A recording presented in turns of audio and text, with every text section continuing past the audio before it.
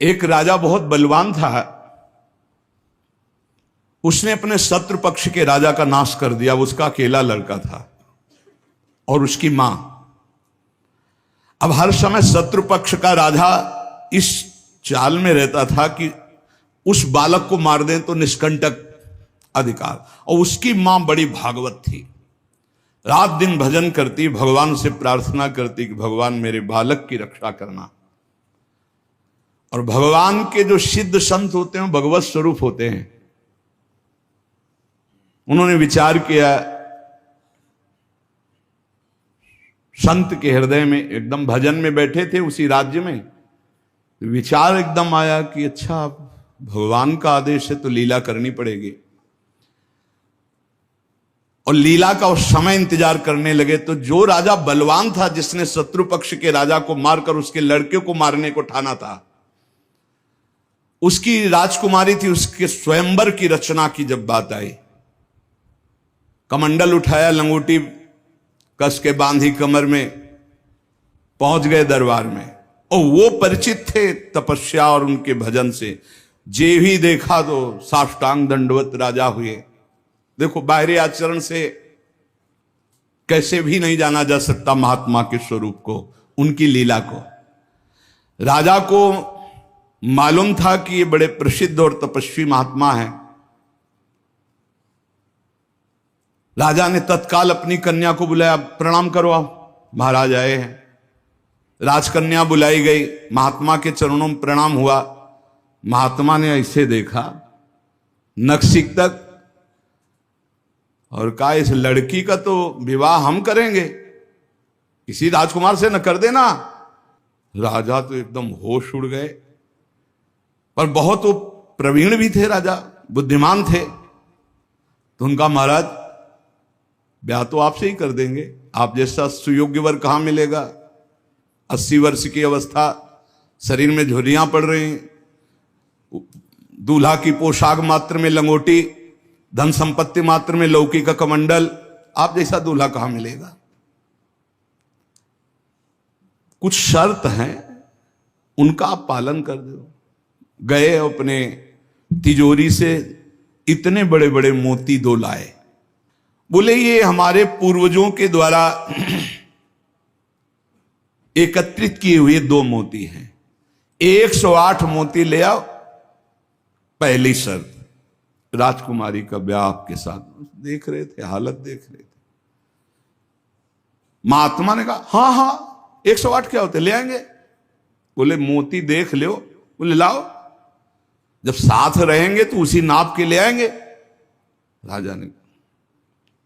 राजा ने सोचा इनको, और बोले महाराज लगन के पहले, क्योंकि लगन निकल गई तो फिर बात कैसे बनेगी। तुम चिंता मत करो, तुम्हारे कुल की प्रथा पूरी करूंगा और कन्या से विवाह करूंगा। पर एक बात ध्यान रखना, अगर विलंब हो जाए तो किसी के साथ पाणिक ग्रहण नहीं कर देना, नहीं तो जो आ गया। दूसरे से ब्याह की सोचना भी मत। अब राजा ने कहा, जैसे आ गया। उन्होंने सोचा महात्मा मोती लेके जाएंगे, 2-4-6 दिन घूमेंगे, निराश होकर वापस आ जाएंगे। उनको क्या पता था कि जो भगवान के दास होते हैं बड़े जिद्दी स्वभाव के होते हैं। अब वो ऊंचे दर्जे के सिद्ध महात्मा हाथ में मोती लिए हुए पहुंचे। विचार किया कि यार मोती किससे मांगूं, किससे खोजूं, कहां जाऊं। तो उनका समुद्र को रत्न गर्भा कहा गया, क्योंकि समस्त रत्न है, रत्नाकर है, सब रत्न उसमें विराजमान। समुद्र ही से सीधे मांग लेते हैं चल के। गए, ध्यान आया कि 3 दिन तक भगवान राम जो है उपवास करके बैठे रहे, नहीं आया तो हम तो 30 दिन बैठे रहेंगे तो नहीं आएगा, क्या करें। तो लौकी का कमंडल था, कमंडल उठाया, उलीचने लगे। 1 दिन 2 दिन 3 दिन लगातार, और खूब नाम जप भगवान का। और हर कमंडल में नाम जप करके, मंत्र जप करके जल उलीचने लगे। नाम का प्रभाव समुद्र के हृदय में जलन पैदा हो गई। समुद्र एक साधारण पुरुष के रूप में पीछे से आवाज की, बाबा ये क्या कर रहे हो। समुद्र को खाली कर रहे हैं, और क्या कर रहे हैं। बोले तुम्हारे लौकी के कमंडल से समुद्र खाली हो जाएगा। बोले मजाक करो मत करो, एक महात्मा ने चुल्लू में पी गए थे, अगस्त जी चुल्लू में पी गए थे, ज्यादा हमको चैलेंज मत करो। समुद्र डरा, बोले उलीच काहे के ले रहे हो तुम, हमें बता सकते हो? बोले सुना है रत्नाकर है, बड़े बड़े रत्न है समुद्र में, हमें 108 मोती चाहिए। बोले अगर मोती मिल जाए तो समुद्र लीचना बंद करो, काहे को मेहनत करेंगे हम। बोले वो तो हम दे रहे हैं तुम्हें, दिखाओ मोती। मोती निकाले हुए से ढेर सारे मोती, एक लहर आई, नाप नाप के 110, क्योंकि 2 वो और 108 झोली में डाले। समुद्र ने कहा और भर लो। बोले हम अकिंचन महात्मा है, हमें नहीं चाहिए, ये दुल्हन लेने के लिए शर्त है, इसलिए हमने इनको लिया है और जा रहे हैं। महात्मा जी बड़े गर्व से गए, भगवान की जय जयकार की। राजा देखते ही समझ गया मोती मिल गए, क्योंकि बहुत मुस्कुराहट है। अब गणित लगाई, लड़की को कैसे बचाऊं। बोले हाँ महाराज। बोले ये ले 110, 2 ही तुम्हारा 108 है। बोले महाराज जी आपसे कहा था कि कुछ शर्तें हैं, एक तो पूरी हो गई, दूसरी एक कि हमारे शत्रु पक्ष के राजा का वध तो मैंने कर दिया, उसका एक लड़का है, उसकी खोपड़ी तुम हमें ले आओ। महात्मा जी ने विचार किया कि सारा खेल भगवान के इशारे से तो उसी की रक्षा के लिए हो रहा है। भगवान ज्ञान समुद्र हैं। बोले अवश्य उसकी खोपड़ी लाके देता हूं अभी। उसका जो कुमार है उसको हर समय मंदिर में बैठाल करके खूब कीर्तन भजन करवाती उसकी मां, क्योंकि उसको पता था भगवान ही समस्त मंगलों का विधान करने वाले हैं। अब महात्मा जी उसके राज्य में गए, जे ही राजमाता ने देखा दरबार में संत आए, प्रणाम किया, महल में ले गई, बढ़िया उनको भोग पवाया और कहा प्रभु आज्ञा कीजिए, कैसे आगमन हुआ, स्वाभाविक दर्शन या कोई आदेश पालन? आदेश पालन नहीं, तुम्हारे लड़के की खोपड़ी ले जानी, तुम्हारे जो दुश्मन राजा है उसने मंगाया है। सहम गई। तो उनका महाराज मैं तो मां हूं, मैं तो काट नहीं सकती, आप साधु हो, आप काट के ले जाओ, ये लड़का मैंने आपको दिया। कहा जब दिया तो काट के ले जाने की क्या जरूरत है, पूरा ले जाएंगे हम, काट के ले जाने की जरूरत क्या है? बोले महाराज पूरा राज्यभार आगामी राजा यही है, और आज तक मैंने भगवान की आराधना की अपने पुत्र की रक्षा के लिए। संत और भगवान में मैं कभी भेद नहीं देखती, इसलिए आपकी वस्तु आपको समर्पित है, चाहे वहां मार देना, मरवा डालना, या जैसी आपकी रुचि हो। इतनी बड़ी संत पर श्रद्धा। वो मुस्कुरा कर बोले जब हमें दे दिया तो तुम हमें उपदेश मत दो, मुझे क्या करना है पता है। महात्मा जी गए, बोले राजा तुम सर मांग रहे थे, हम पूरा लड़का ले आए, पर ध्यान रहे एक भी बाल बांका नहीं होगा, पहले भांवरे फिरेंगी, इसके बाद तुम्हें जो मनावे सो कर देना। राजा ने बहुत खुश हुए, बोले बंदी नहीं, बिल्कुल ऐसे ही राजकुमार की तरह बैठा लो, हमारा ब्याह हो जाएगा, हम दुल्हन लेके चले जाएंगे, फिर तुम्हारा जैसा मनावे वैसा करो। राजा राजी हो गया, सिंहासन पड़ा, राजकुमार की तरह बैठा, दुल्हन सजा, अब तो सब शर्त पूरी हो गई थी। वर पक्ष की जहां बैठक वहां बैठे महात्मा जी, वही जनाती वही बराती, उनके कौन कोई तो था ही नहीं। महात्मा जी विवाह मंडप के नीचे बैठे हैं, आचार्य आए, पूरा दूल्हा भेष सजाया गया महात्मा जी का, लंगोटी में, केवल लंगोटी कमंडल, संत की लीला। कन्या आई, महात्मा ने कहा रुको, एक बार देखा तुम्हारे योग्य नहीं हो, हे राजा ये तुम्हारी लड़की हमारे योग्य नहीं। तो महाराज आप ही बोले थे, अब मतलब अब बेइज्जती तो मत करो, बिल्कुल भावरे पड़ने वाली। लड़के की तरफ देखा, हे यहाँ खड़े हो बगल में, ये योग्य है, तुम्हारी लड़की की एक, चुप, ब्याह कर इसके साथ, तुरंत अपने तपोबल से उस लड़के का ब्याह करा। बोले सौभाग्य हो गया, जाओ। मां ने आराधना किस बात की थी कि दुश्मन राजा कहीं हमारे पुत्र को ना मार दे, और ये आदेश भगवान ने संत को दिया। तो इतनी बड़ी लीला संत ने रची, और उस राजा से कहा होश में तुम्हारी बेटी का सुहाग है, पूरी सुरक्षा उस राज्य की भी तुम्हें करनी, और अगर हमें सुनाई दिया किसी भी तरह का विरोध, महाराज।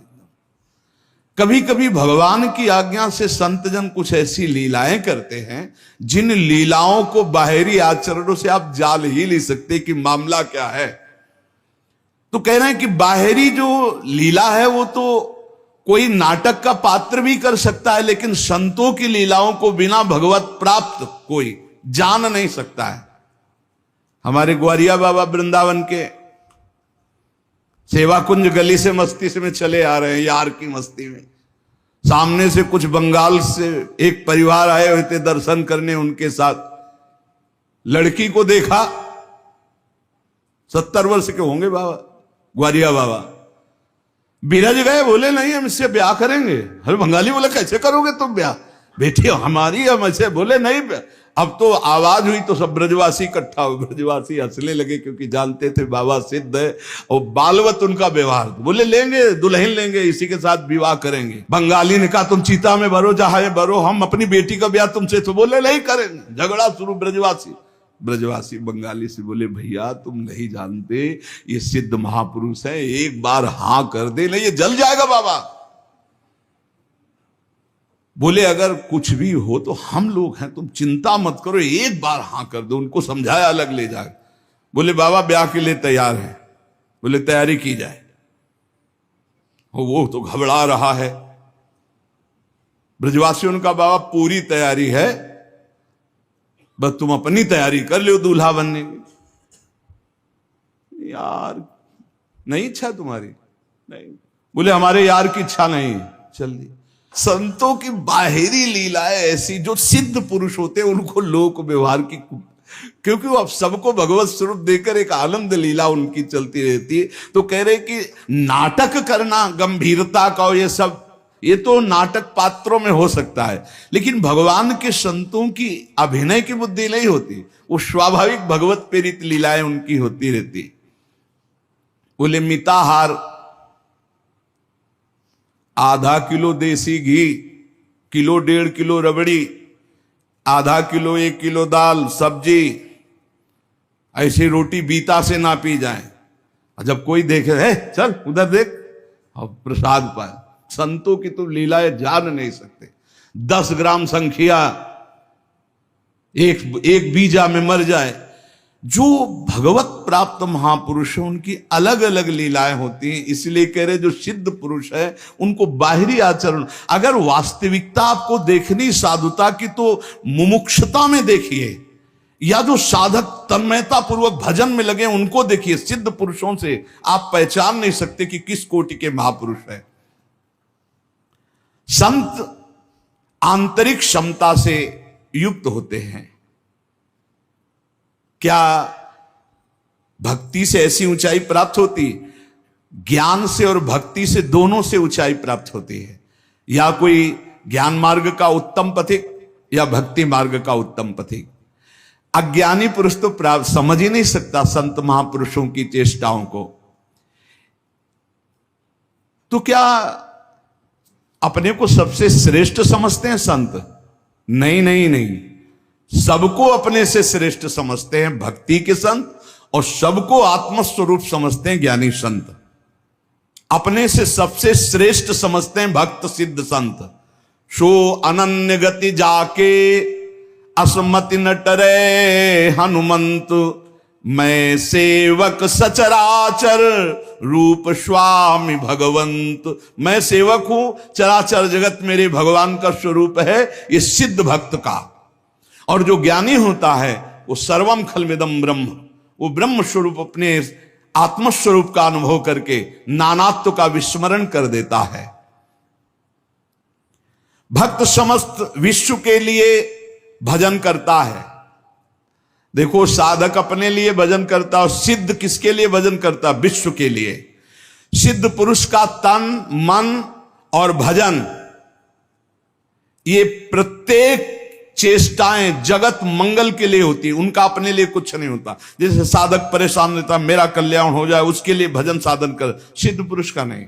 उसकी सारी भजन साधन की चेष्टाएं, सब जितना दिनचर्या है वो जगत मंगल के लिए होता है, सब पूरे संसार को देते रहते, तुम्हारा मंगल हो, तुम्हारा कल्याण हो। उनके पास कोई चीज नहीं रहती, कोई चीज नहीं, सब पर भगवान का अधिकार, सब भगवत स्वरूप जगत, इसलिए अपना कुछ नहीं।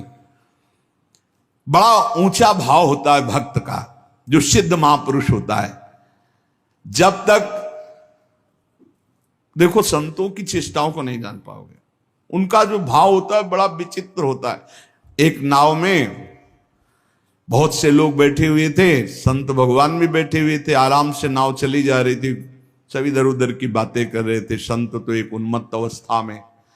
नाविक ने कहा, सावधान, नाव भंवर में फंस रही है, अब डूबने वाली है। संत भगवान का कमंडल था, फौरन ढक्कन हटाया और भर भर करके नदी से पानी नाव में डालने लगे। अरे वो ये क्या कर रहे हो? किसी के नहीं सुन रहे थे, 10-12 कमंडल तो डाल ही चुके थे। इतने में नाविक ने कहा, भगवान की कृपा से नाव भंवर से निकल गई, बचने का संकेत है। जो कमंडल से डाला था बाहर फेंकने लगे। सबने पक्का समझ लिया, जब डूबने वाली थी तो नदी से पानी डाल रहे थे, और जब बचने वाली है तो नाव से बाहर डाल रहे थे। वे पागल दिमाग के हैं, लेकिन वो नाविक बहुत से संतों को पार किए थे। तुम मत करना ऐसा, ये सिद्ध पुरुषों की बात कह रहे हैं। हाँ, जो कि हम भी सिद्ध ही दिखाने के लिए ऐसा कुछ करें तो पिट जाओगे। वहां सिद्धों की एक अलग भागवतिक महिमा भी होती है। बाहर गए तो सब चले गए थे, उसके बाद साष्टांग प्रणाम किया। नाविक ने कहा, महाराज जी इतना तो आप कृपा करके बता ही दीजिए, क्योंकि मैं प्रायः संतों को यहां से पार करता रहता हूं, तो संत कृपा हम पर है। आपके देखने से लगता है कि आप भजन में उन्मत्त रहते हैं। फिर आपकी चेष्टा मेरी समझ में नहीं आई। जब मैंने कहा नाव डूबने वाली तो आपने नदी से पानी इधर, और जब मैंने कहा बचने वाली तो नाव से नदी में डालने लगे। इसका मतलब क्या था? तो उनका जब हमें यह पता चला आपके मुख से कि भगवान डुबोना चाहते, तो हमने कहा भगवान की इच्छा में 10 कमंडल हमारे, तो हम डालने लगे। जब कहा बचाना चाहते, तो हमने सोचा भगवान जब बचाना चाहते हैं तो हम भी सहयोग करें। तो जो डाला था वो बाहर कर दिया। जोई जोई प्यारो करे सोई मुई, भावे भावे मुई, जोई सोई सोई करें प्यारे। जो इस सिद्धावस्था को प्राप्त है वो भगवान की रुचि में रुचि मिला के चलते हैं। ऐसा आप मत करना, वो सिद्धों की अलग लीला होती है। तो यहां कह रहे हैं जो भक्ति में जो परिपक्व महापुरुष है, वो सारे जगत को भगवत स्वरूप मानकर अपने तन मन भजन के द्वारा सबका मंगल करते रहते हैं, सबका हित करते रहते हैं। संतों में भागवती का आवेश होता है, वो बनावटी नहीं होता, भागवती का, उससे जगत मंगल होता रहता है। बनावटी खूब गड़ छोल करके वचन बोलना, खूब लच्छेदार भाषण करना, ये तो बुद्धि की दरा से हो सकता है। लेकिन जो संतों में एक भागवतिक होता है, उसी से जगत मंगल होता है, उसी से जन कल्याण होता है। उसमें टुटका और जंतुर और कलावा और राख हो, इनकी कोई जरूरत नहीं होती। उनकी दृष्टि मात्र से, वचन मात्र से जगत मंगल होता है। मुद मंगलमय संत समाजू, जो जग जंगम तीर्थ राजू। चलते फिरते साक्षात तीर्थराज हैं, जो दरस परस अघनाश बास निज संग करो दिन। जिनके दर्शन मात्र से, स्पर्श मात्र से बड़े बड़े पाप नष्ट हो जाते हैं, ऐसे भगवान के प्रेमी संत जन होते हैं। तो क्या जैसे अज्ञानी मनुष्य को देह में ममता होती है, आसक्ति होती है, वैसे क्या संतों को भी अपनी देह प्यारी होती है? वैसा कि मैं पुरुष हूं और ऐसा अभिमान होता है? बोल के बिल्कुल नहीं। विशुद्ध ज्ञान और विशुद्ध प्रेम में मिट जाता है, बिल्कुल नहीं रहता। एक बार यही प्रश्न किया था एक भैरव सिद्ध करने वाले ने आद्य गुरु भगवान शंकराचार्य जी से जाकर कि आपका ब्रह्मबोध होने के कारण शरीर से कोई राग नहीं है? बोले नहीं। बोले हम आपकी गर्दन उतार के ले जाए, हमारी भैरव यज्ञ पूर्ण हो जाएगी तो मैं सिद्ध हो जाऊंगा, क्योंकि आपको शरीर से कोई राग तो है नहीं, मिथ्या है आपकी दृष्टि में। बोले पक्का। पर अभी जो उतारोगे तो शिष्य लोग हैं, ये तुम्हारा हित कर सकते हैं। कल 4 बजे आना, यहीं पीपल के नीचे मैं ध्यानस्थ दूंगा, सर उतार ले जाना। वो 4 बजे आया अस्त्र लेकर, तो स्वामी नरसिंहाश्रम जी महाराज गंगा स्नान कर रहे थे। एकदम आवेश आया, हुंकार भरी दौड़ते हुए आए, और वो पहुंच भी नहीं पाया था, उठा के पटक दिया और नाखूनों से उसे फाड़ दिया। फिर एकदम आवेश शांत हो गया।